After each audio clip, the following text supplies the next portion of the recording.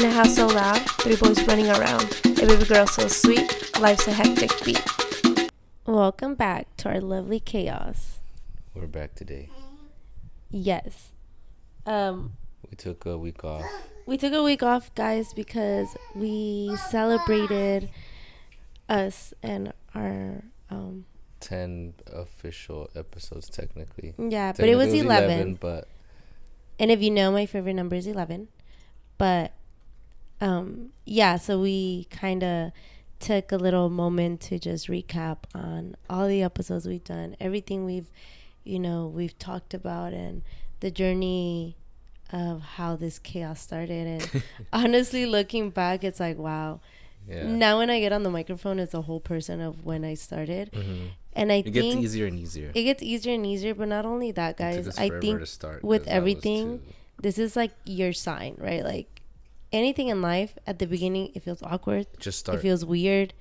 It feels like, and... Special guest Eliana.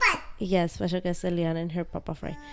But, yeah, like, it's always impressive to see how far we get and how comfortable you start to feel once you just start. And it's true, like they say, starting is the hard part. Yeah. Everything else just flows. As long as you keep consistency, right? Yeah. But everything else flows with it. It can be bad. But as long as you start, that's the principle. Yeah, that's the principle. And don't worry, you don't have to be perfect. Perfection is so like old school.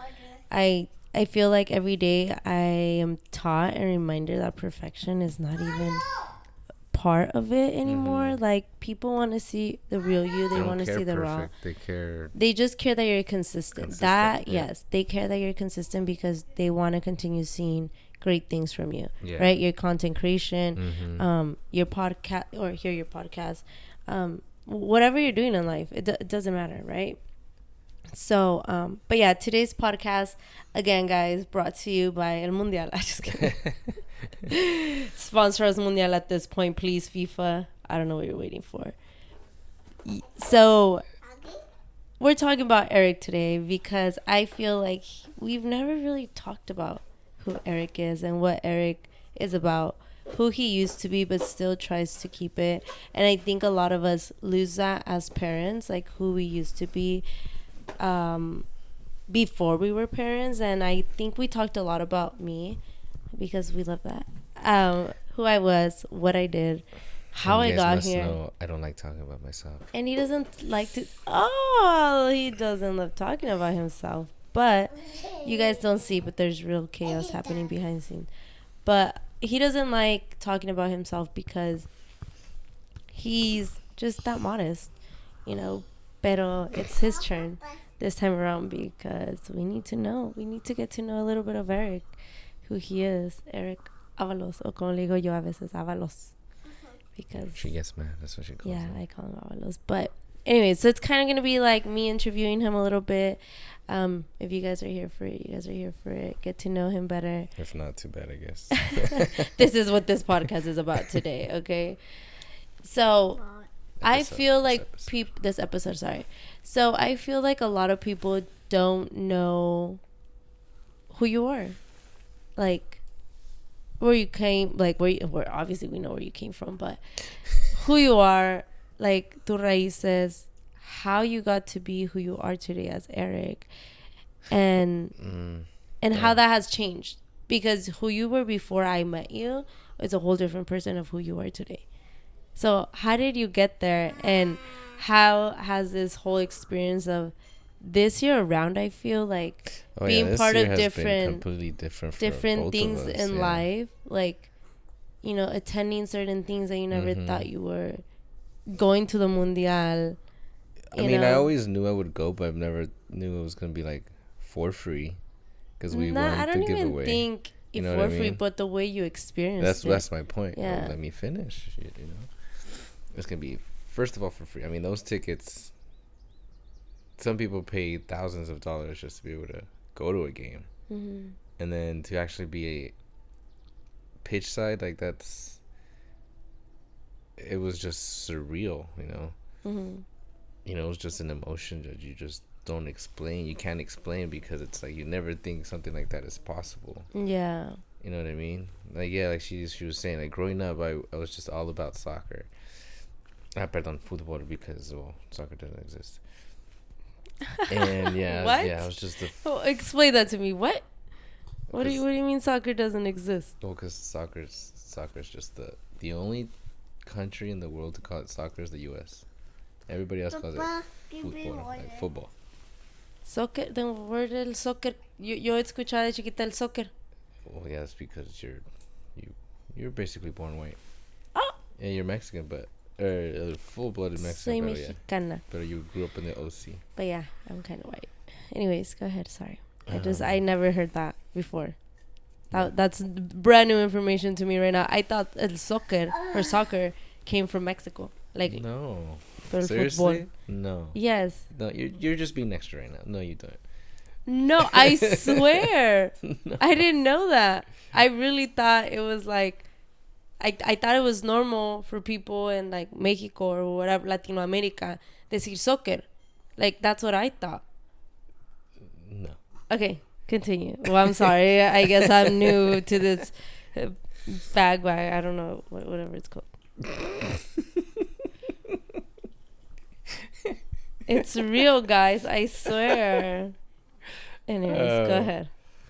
But yeah, growing up, it's just all I wanted to play.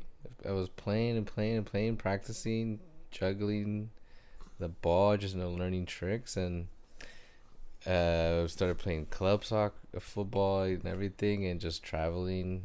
I mean, okay, I wasn't traveling. I was playing. We were playing. We would go to like different tournaments everywhere. Go to Vegas. That was fun. The first time we went.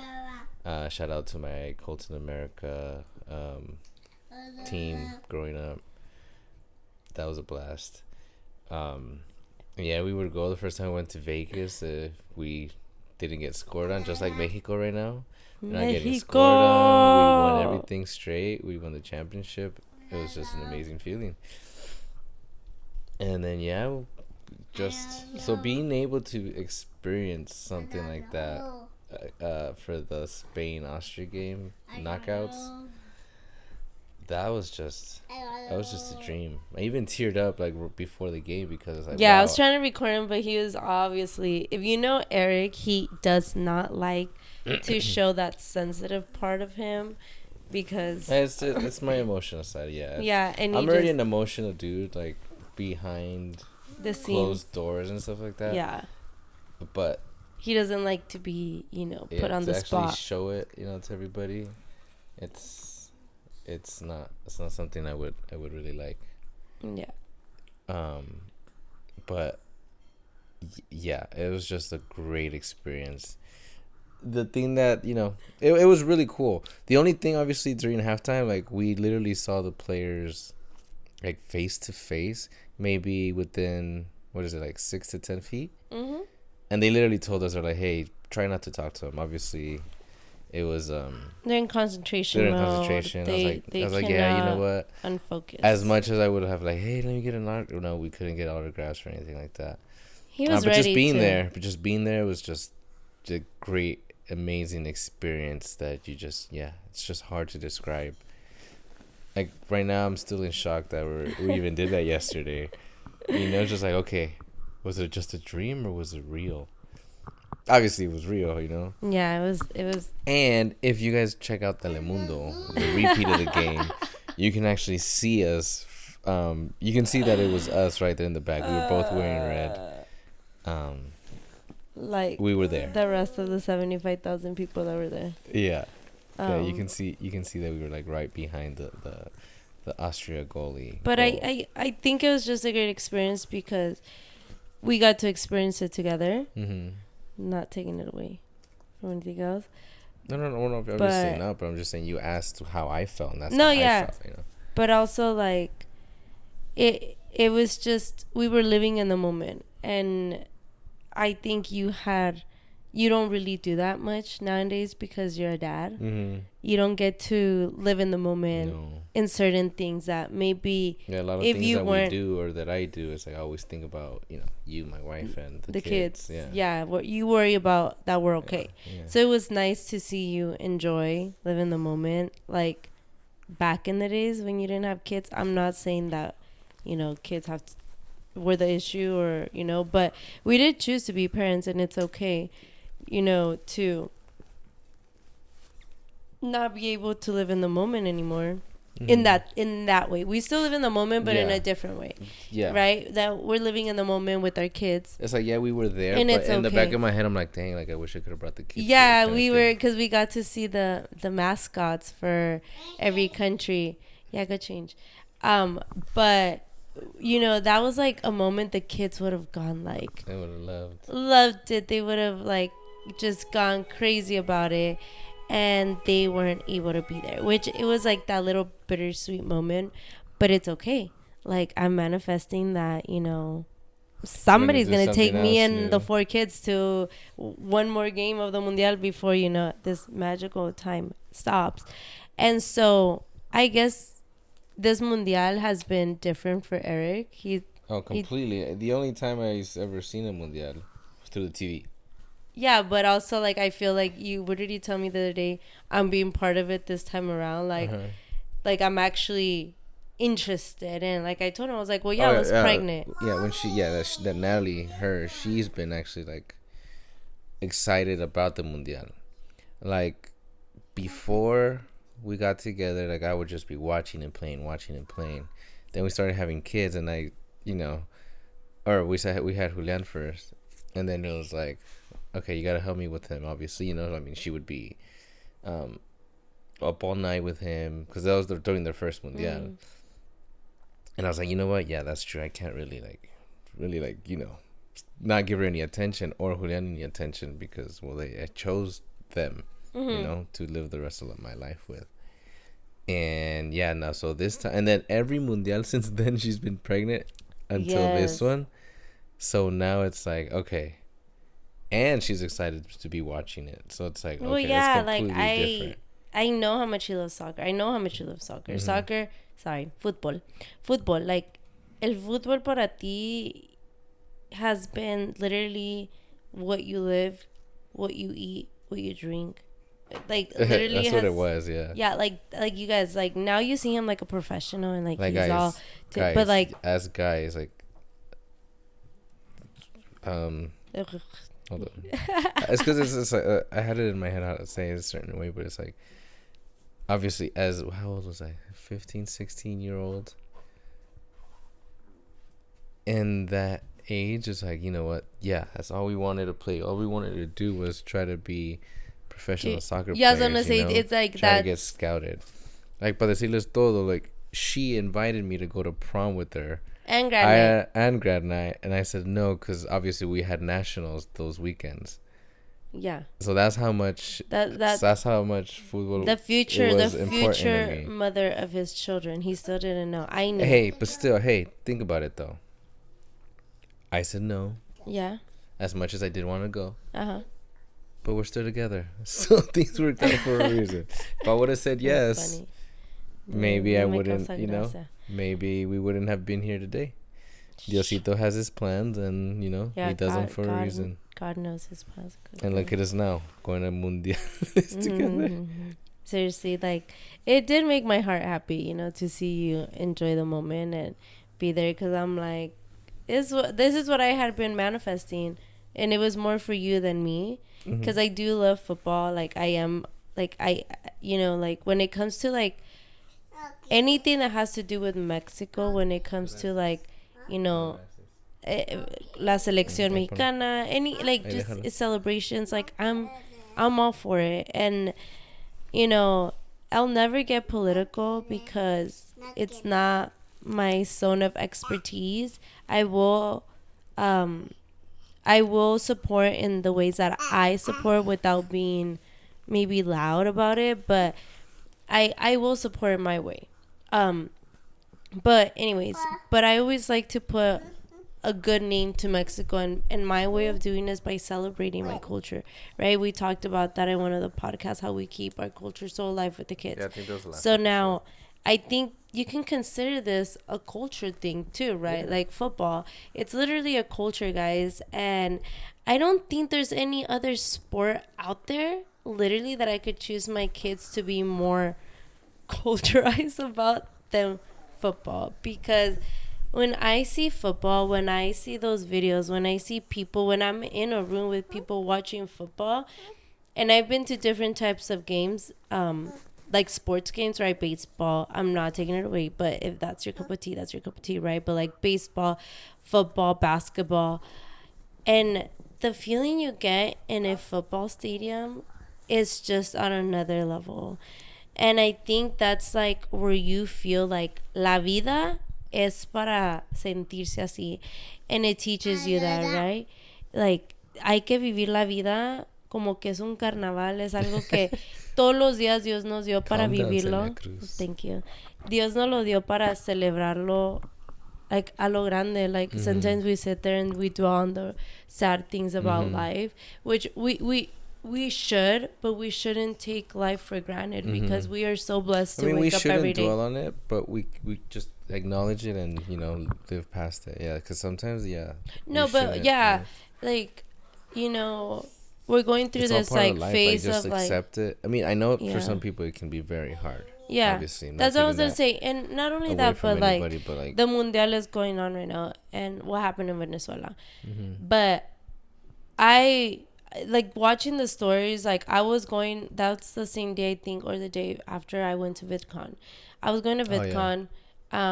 Things were happening in life, and I felt like I couldn't be happy because I was so involved in the emotions that I was feeling about Venezuela that I was forgetting to live the moment life was giving me. Because, guys, it was a great event. Like, oh, my God, all the things I learned, so much that, like, I can't even, that's for another podcast. But the way that I was feeling, it got to a point where I was like, God, like, if this isn't the way I'm supposed to feel, like, let me know. And, like, I wish I could do something. I wish I could go to run to Venezuela and help all those people in need. And, you know, I'm doing my part by, you know, helping in every way possible that I could. Sorry, guys. This is what it has come to. Yeah. But, okay, Eliana. Okay. You know, and I couldn't. You're hungry? Okay. And I couldn't, right? And at one point I'm like, okay, I'm doing as much as I can, you know. And why do I feel like that, right? And it's because we're taking on emotions that are not ours to live in the moment, if that makes any sense. And I understood that. I was like, you know what? I'm like I'm supposed to be living in this moment right now, right? Yeah. Because God didn't give me this moment to not live it. So, like I said, it's always like hard times when you're going through something like that, when things in the world are going on that are, you know, certain things are happening around the world and it's out of your control, and all we can do is support, talk about it, share, you know, help in every way that we can without it affecting us mentally and spiritually and in every way, right? And I feel like, I don't know about you, I mean, I'm on the fan base, if you want to call it like that. Like, I'm the fanatic, but you, as somebody that played the sport, lived the sport, literally, that was how you survived. Like, being able to experience things like this. Yeah. Like, how does that feel now that you have kids and now you're introducing this cultural phenomenon to them, and you're seeing them, like, you saw, what is it, we were talking about it, like Iker the other day, right? Yeah. He was watching the game, and like he literally was not blinking. He was sitting there and he was like, yeah, like he literally was in the game. You know, he was passionate about the sport. So how does that make you feel now that you're a dad and you're seeing that happen with your kids? Well, I'm just glad that, you know, he's able, because I mean, Julian, he will watch it, but he doesn't get the same interest as Iker. No. Iker does have it, and that's good news for me, because then I can obviously pass down some skills and be able to share that with him. You know, to be able to actually enjoy it, like he actually enjoys it. Like, that's a great feeling. Even Eliana, sometimes she's like, go. Yeah, she is. She like, totally crazy. Is. It's wild. Uh-huh. But do you think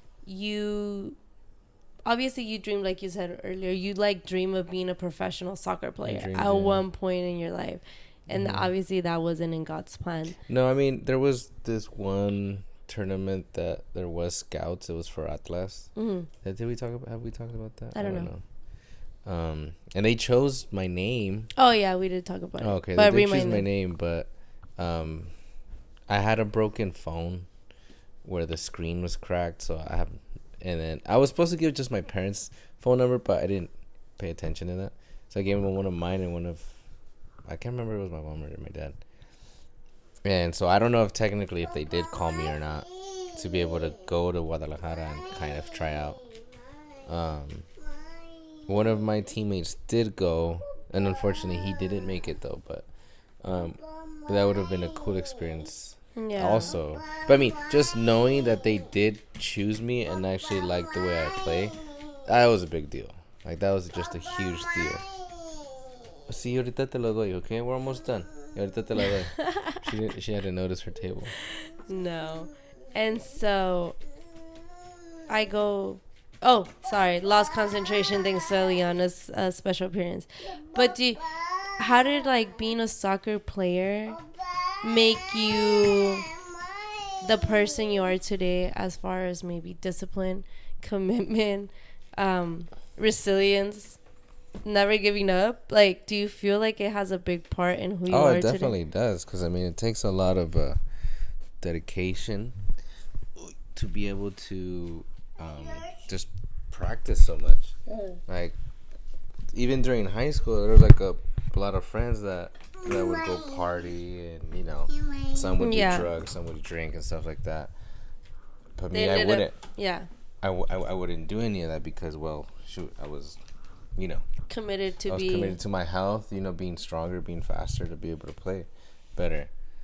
Like, yeah, I wouldn't hang out with them when they would do all that stuff, but I would know that they would do that stuff. Yeah. But yeah, I chose like, nope, I am trying to do this. This is something I really love, and yeah, I mean, my wife here can attest that even with girls, as much as I, you know, I probably did want a girlfriend, but I was like, no, it's not my time yet because I'm focused on school and on soccer.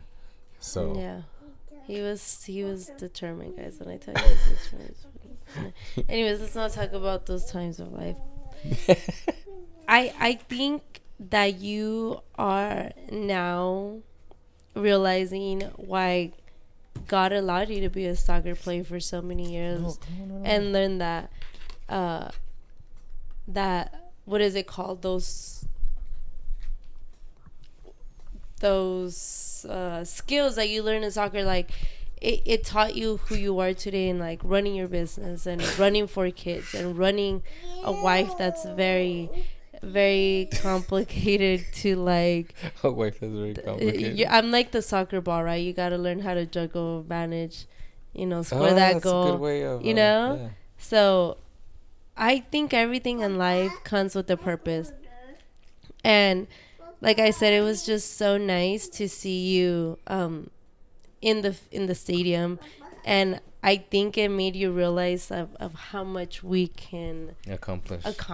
Yeah. And that was just like a taste of like things which that is are crazy, coming. I mean, you got invited to an event. Yeah. And then we just signed up for the tickets, like for the raffle, and then we won them. Like, out of, like, I think, what did the ladies say? Like, the chaperone we got at the stadium, she said, out of 75,000 people, you're the ones going on the field. You're the only ones going on the field. Mm-hmm. And she meant, so it's, in the stadium, all the people in the stadium, it was only 10 of us. Yeah. Technically 8 because somebody didn't go. Which is like, how? I would have gone. Even if, like, my legs weren't moved, like, I would have gone, right? Oh, I mean, in her defense, she was pregnant. I mean, yeah, I get it. Oh, no, I think she actually, but she actually let the people know that she wasn't gonna go. Well, yeah, but it was the other guy that didn't let them know, so they weren't able to cancel his ticket on time to get the other people on the list. That's true. That's what happened. So, yeah, so like I said, I think it was just an experience, and like and a testament. That's what I was looking, like a testament of like how life can start to change for the better when you start to realize how good God can be, right? And keep working, guys. Like I said, never stop. Yes, of course. Never stop posting, never stop, being who you are, working hard, not working. Even if some people think I guess in some of us don't like it, just keep doing it because there's other people that do. Yeah, and you never know who's watching, right? What's that thing you never... Oh, okay. This water break. You're never water break, guys. Oh, okay. You'll never be somebody's cup of tea, but you'll be yeah, and even we're always evolving, right? And I think me as a content creator, and it's like the same concept, right? Like I love fashion, guys. I love makeup. I love doing my hair. I love being a mom. I love being a wife. I also love just living life, being a lifestyle, I guess, blogger, if you want to call it. I love it all, right? But I've had to learn how to navigate all those and put them in like one bowl and make a salad out of it and make it look so good. And I'm still learning, right? I'm still evolving, and that means that my audience is going to evolve. My audience is going to change, and I've come to peace with it, and I feel like I'm learning how to navigate that. And it's honestly it's helping me find myself and create myself in ways that I never thought. And so I think you with soccer, same thing, right? Like you said, you wanted to be a soccer player, and that didn't happen, and then you ended up trying to be a doctor. That didn't happen. Then you try to be a CHP. Well, that's true. And that didn't happen. Or a sheriff too. And then he tried to be a lawyer too. There's a point, or a paralegal, not a lawyer, but a paralegal. Well, I mean, it. Like that. Ultimately, what life I guess wasn't it was for. a lawyer, and then I was like, you know what? Because we got pregnant, I was like, okay, yeah, it changed. I have to start working. So I was like, let me try to be a paralegal. But then that didn't happen either because it I had changed. to actually get like a job, and yeah. I had to be an adult. Yeah. Yeah. Like, I mean, okay, not saying I couldn't have. I could have probably done both, but I mean, I was still pretty young, so I was like, you know what, let me just start working. Yeah, you were still discovering yourself. Yeah. We were kids. We literally were kids, and I was like... Obviously, we weren't kids. We were like 15, 16. Like, but there's we some were that just actually learning become to pregnant live. At that age. Yeah, but we were still learning how to live. Yeah. You were still in college. I had just started, I guess you could call during that time, my dream job and whatnot. So, like I said, like you tried, and now you're a dad, and now you're a public notary, and also you're a music producer. So your life is literally going a different path than than life maybe what you had a plan. But I think soccer is still a big part of you. I mean, it's a part of me. It always will be. Yeah, it's not like you're making it seem like it's still like a huge part of me. Obviously, it's not as much.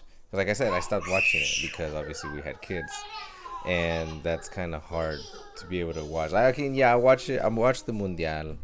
I've been watching almost all the games as much as I could. But say like I used to watch, La Liga MX. I used to watch the Cholos a lot. I used to watch all those games too, but I mean I haven't because it's kind of hard when all the kids want to watch something, and if I change it, then they're gonna start screaming and fighting, and takes kind of the joy out of it a little bit because it's kind of hard to watch it with all that screaming and everything. So but yeah, now that I know you're able to watch it, I can start watching a little bit more, and especially you could like I feel like your time of being like the soccer dad is coming back. Yeah, I mean there was a time where I did coach Julian.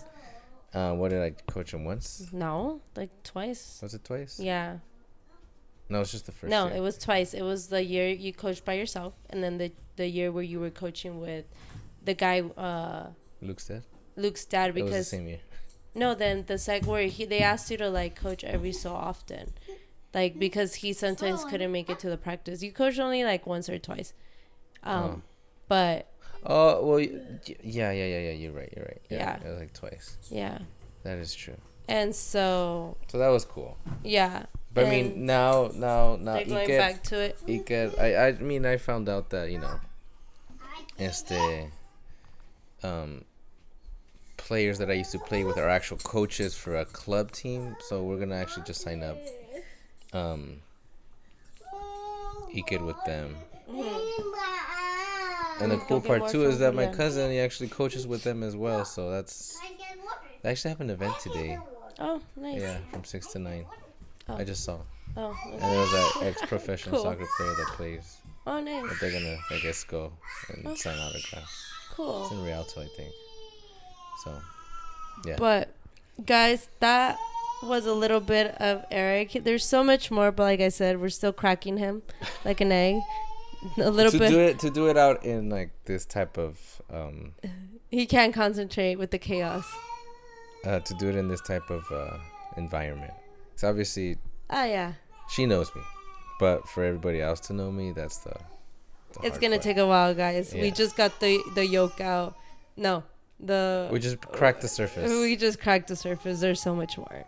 But yeah, thank you for tuning in to this podcast. That was just a glimpse and update of who this chaos truly is and who the head of this chaos is, and you guys can hear the actual chaos happening. Exactly. This is an actual episode. They're fighting of for water. Our lovely chaos. This episode ain't for the weak. It's for the people that actually live this, and just love the background noise. Yeah. It's wonderful. But yeah, guys, thank you for tuning in, and until next time, bye.